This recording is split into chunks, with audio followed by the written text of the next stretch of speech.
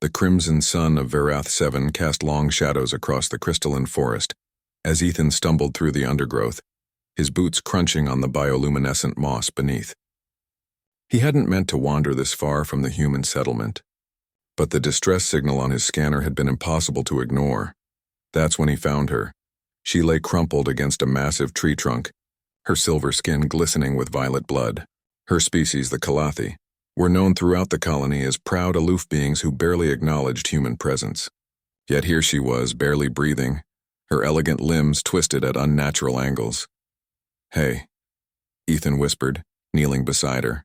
"Can you hear me?" Her eyes, 3 of them arranged in a triangle on her face, flickered open. Fear flashed across her features, but it wasn't directed at him. Her trembling hand pointed behind him. Ethan turned just as the Gurath emerged from the shadows. The creature was a nightmare of scales and fangs, easily twice his size, with 6 legs that propelled it forward with terrifying speed. Its multiple eyes locked onto the wounded alien girl, recognizing easy prey. The colony briefings had been clear. Gurath were apex predators, and nothing survived their attacks. But Ethan didn't run. He positioned himself between the beast and the girl, raising his arms wide despite having nothing but a small utility knife on his belt. "Come on then," he muttered, his heart hammering against his ribs. "You want her? You go through me first." The Gurath lunged. Pain exploded through Ethan's shoulder as the creature's fangs sank deep into his flesh. He screamed, driving his knife uselessly against its armored hide. The world spun as the beast shook him like a rag doll. But through the haze of agony, Ethan grabbed a fallen branch and jammed it into one of the creature's many eyes. The Gurath released him with a shriek, retreating momentarily. Ethan collapsed beside the alien girl, blood pouring from his shoulder.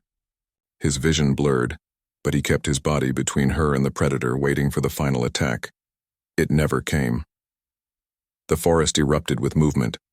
Kalathi warriors materialized from the trees, their plasma weapons painting the twilight with blue fire. The Gurath didn't stand a chance. Within seconds it lay dead, smoke rising from its massive corpse.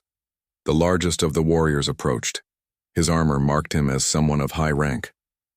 He stared down at Ethan with an expression impossible to read, then gently lifted the wounded girl into his arms.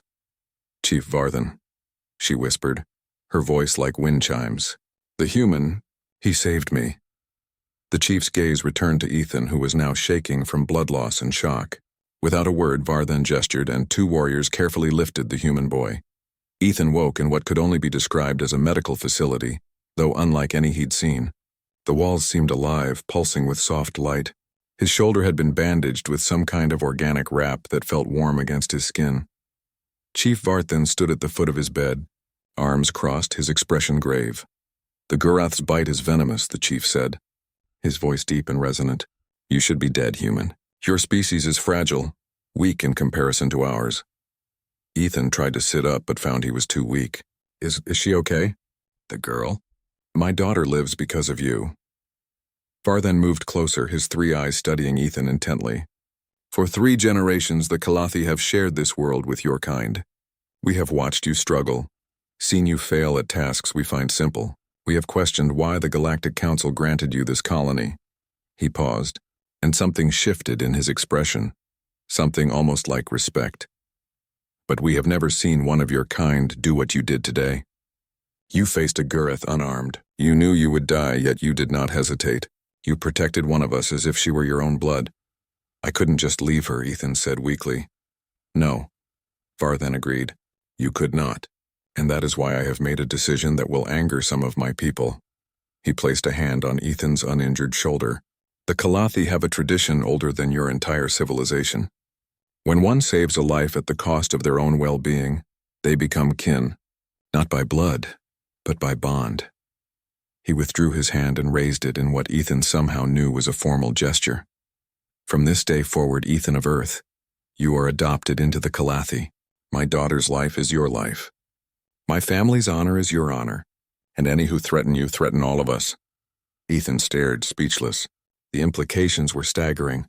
The Kalathi were the most powerful species on Varath 7, their technology and influence far beyond what the struggling human colony possessed.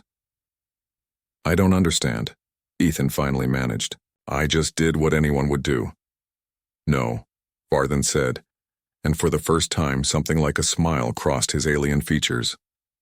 You did what a human would do. We Kalathi pride ourselves on our strength, our superiority. But we have forgotten something your kind never loses, the instinct to protect those who cannot protect themselves, regardless of the cost. He turned toward the door, then looked back. The Galactic Council wondered if humans deserved a place among the stars. They questioned your worthiness, your weakness, your short lives and fragile bodies. His 3 eyes gleamed with an emotion Ethan couldn't name. Let them question. The Kalathi no longer do. Your species may be weak in body, but you are strong where it matters most. As Varthen left, Ethan lay back, his mind reeling.